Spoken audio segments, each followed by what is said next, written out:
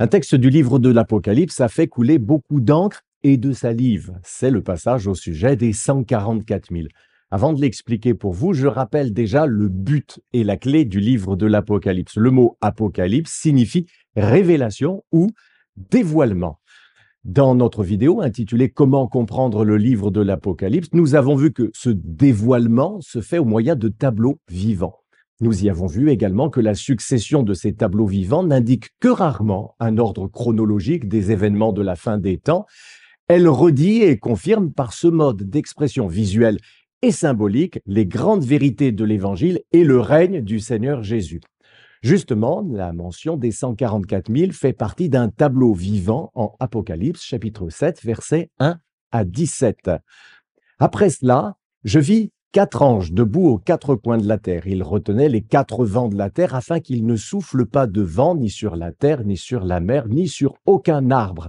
Et je vis un autre ange qui montait du côté du soleil levant et qui tenait le sceau du Dieu vivant. Il cria d'une voix forte aux 4 anges qui avaient reçu le pouvoir de faire du mal à la terre et à la mer.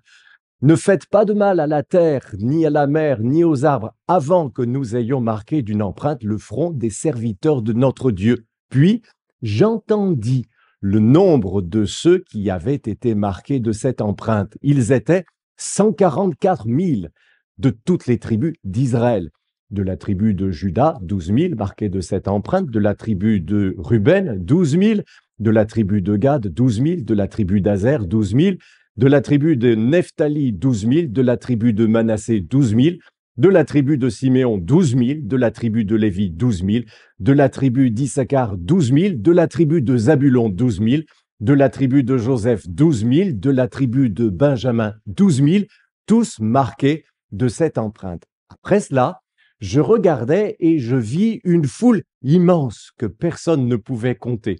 C'étaient des hommes de toute nation, de toute tribu, de tout peuple et de toute langue. Ils se tenaient debout devant le trône et devant l'agneau, habillés de robes blanches, des feuilles de palmiers à la main, et ils criaient d'une voix forte, « Le salut est à notre Dieu qui est assis sur le trône et à l'agneau !» Tous les anges qui se tenaient autour du trône, des anciens et des 4 êtres vivants, se prosternèrent, le visage contre terre devant le trône, et ils adorèrent Dieu en disant « Amen ».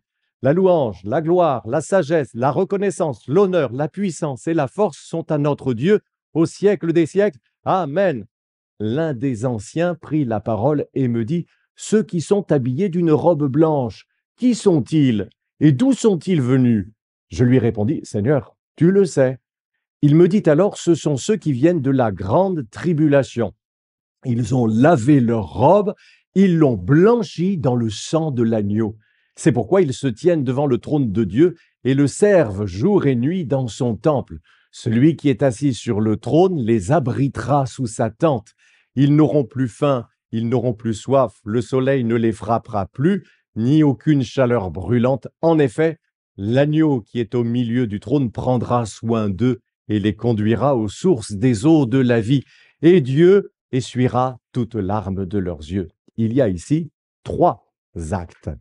Premier acte, la vision des anges. 4 anges qui retiennent les 4 vents de la terre ont le pouvoir de faire du mal à la terre, mais ils sont retenus de le faire jusqu'à ce que les serviteurs de Dieu soient marqués d'une empreinte par un autre ange qui s'approche alors. Deuxième acte, Jean entend le nombre des personnes qui vont être marquées pour être préservées pendant les jugements. Notez bien, Jean ne voit pas ces personnes, il entend seulement leur nombre, ils sont 144 000. Troisième acte, c'est au verset 9 où il est écrit « Après cela ». Jean a une autre vision, celle d'une foule innombrable venant du monde entier. Voilà donc la scène qui se déroule, pas seulement sous les yeux, mais également sous les oreilles de Jean. C'est de l'audiovisuel.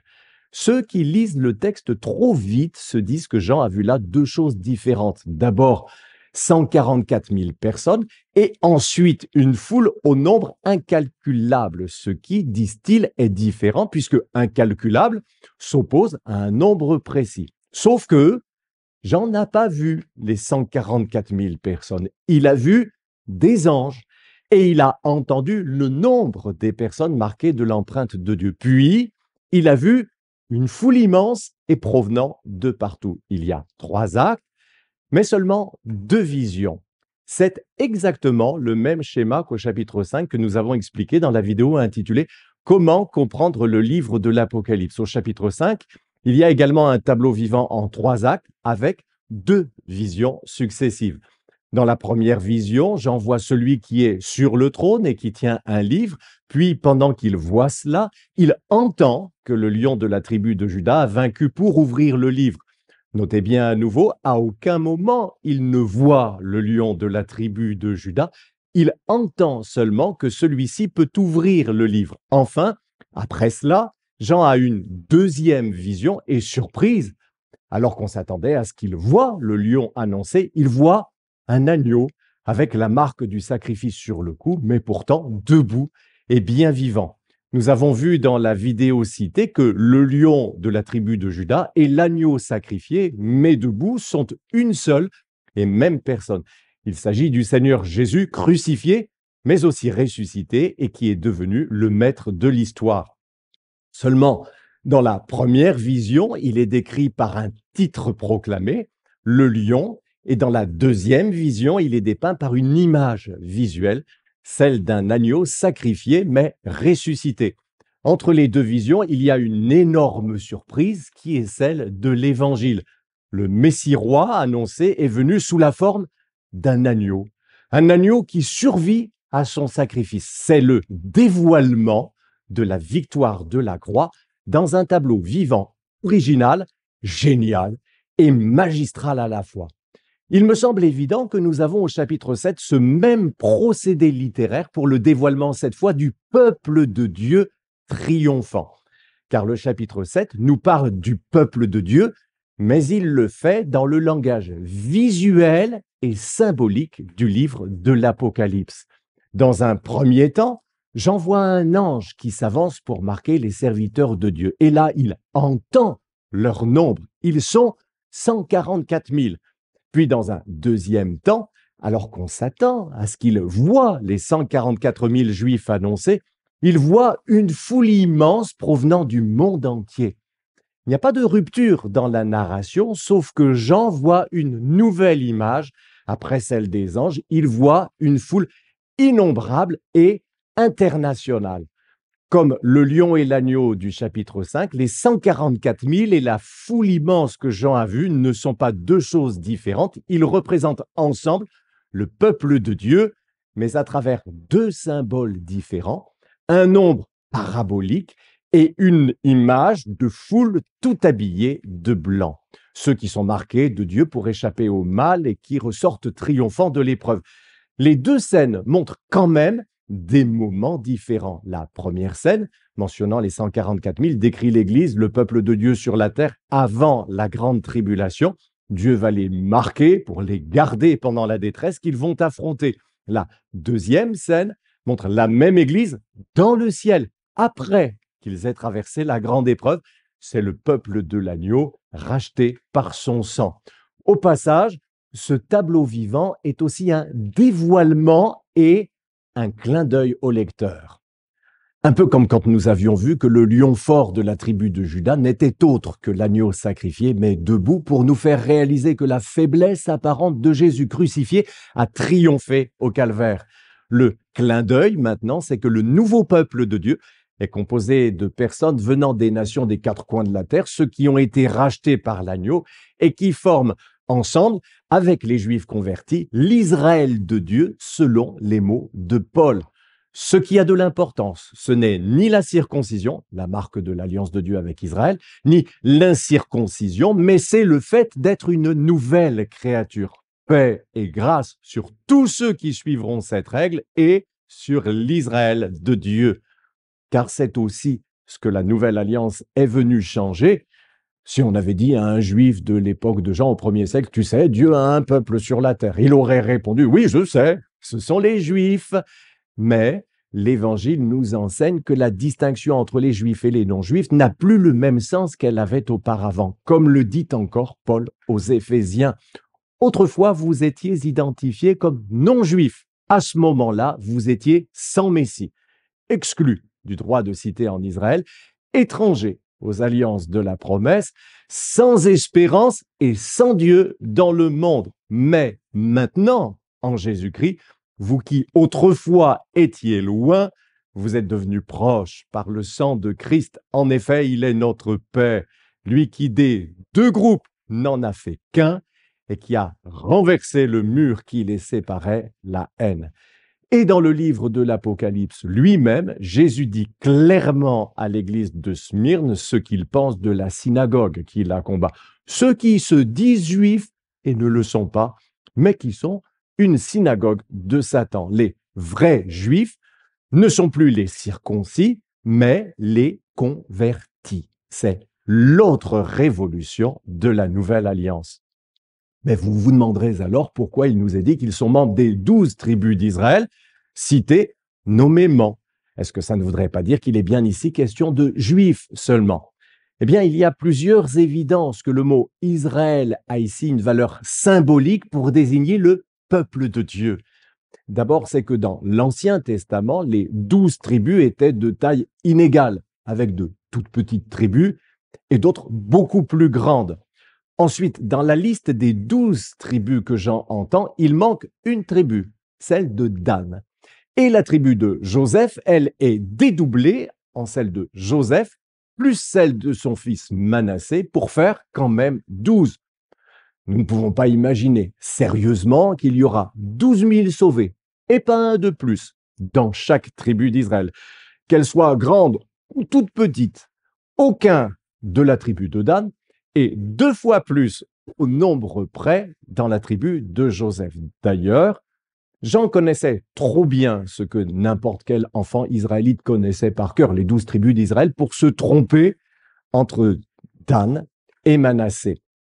Le détail qui cloche de façon évidente indique justement qu'il ne faut pas interpréter ces 144 000 de façon littérale, mais symbolique, un peu comme si je citais les 12 mois de l'année en disant janvier, février, mars, printemps, avril. Il y a un détail qui cloche pour montrer que cela est symbolique. Ici, les 12 tribus représentent l'Israël de Dieu, le vrai peuple de Dieu, décrit sous la forme très originale et stylisée d'un nombre. 144 000 représentent le peuple de Dieu, par le symbole des 12 tribus d'Israël, mais dans leur plénitude. 12 multiplié par 12, multiplié encore par 1000, le nombre évoque la multitude du peuple de Dieu. Et comme dans le chapitre 5, où la vision de l'agneau venait nous surprendre après l'annonce du lion, ici, la surprise au sujet du peuple de Dieu, c'est que l'Israël de Dieu, dont Jean a entendu le nombre, est maintenant présenté à ses yeux par l'image d'une foule incalculable composée de personnes venant des nations des 4 coins de la terre, des noirs, des blancs, des jaunes, parlant toutes sortes de langues. Nous, ça nous semble une évidence, presque une banalité. Mais pour les chrétiens, et en particulier les chrétiens juifs du 1er siècle, c'était une révélation et même une révolution. Jésus était juif, tous les apôtres étaient juifs. La première église à Jérusalem était juive, au départ à 100%. Mais maintenant, l'évangile est annoncé sur toute la terre et il est prêché à toutes les nations. Désormais, l'Israël de Dieu est composé de gens de tout peuple, toute tribu, toute nation, toute langue, des juifs, mais également des non-juifs qui se distinguent ensemble des autres hommes par le fait que eux se sont convertis à Jésus-Christ. La surprise du dévoilement contenu dans les visions exprime ici dans le langage symbolique de l'Apocalypse l'enseignement du Nouveau Testament sur la nouvelle réalité du peuple de Dieu, enseignement que Paul exprime par ailleurs en langage clair en Éphésiens chapitre 3 versets 4 à 6. Vous pouvez vous rendre compte de la compréhension que j'ai du mystère de Christ. Il n'a pas été porté à la connaissance des hommes des générations passées, comme il a été maintenant révélé par l'Esprit à ses saints apôtres et prophètes. Ce mystère, c'est que les non-juifs sont cohéritiers des juifs, qu'ils forment un corps avec eux et participent à la même promesse en Christ par l'Évangile.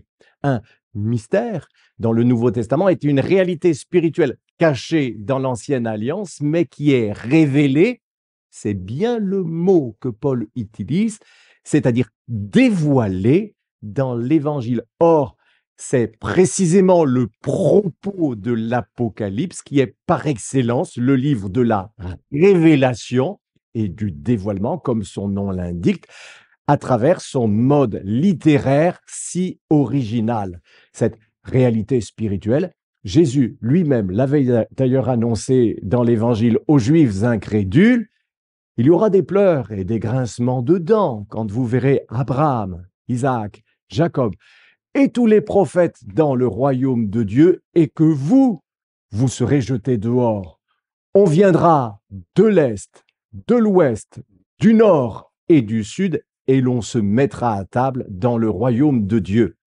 C'est bien cette surprise monumentale qui est exprimée dans le tableau vivant du chapitre 7. Les 144 000 et la foule immense venant de partout représentent ensemble l'Église triomphante de Jésus avant et après son passage par la grande tribulation.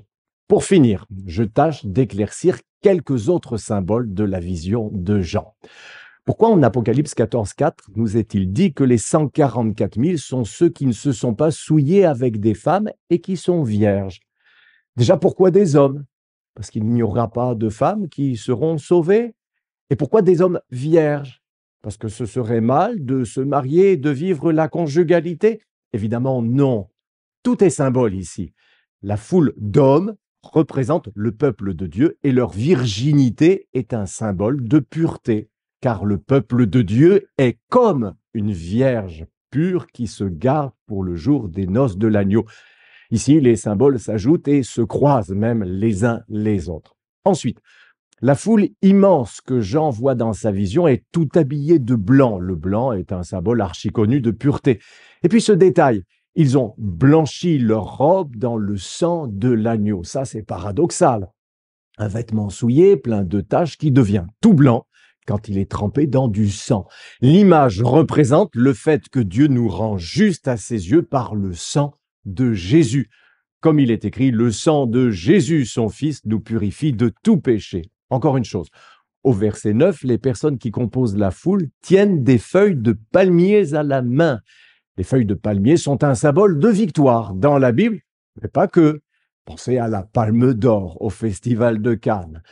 Pour finir, quelle est cette grande tribulation dont il est question dans notre passage? Le mot tribulation signifie épreuve ou détresse. La grande tribulation fait référence, selon les commentateurs, soit aux épreuves des croyants en général durant leur vie, soit à une détresse particulièrement intense dans la période finale de l'histoire.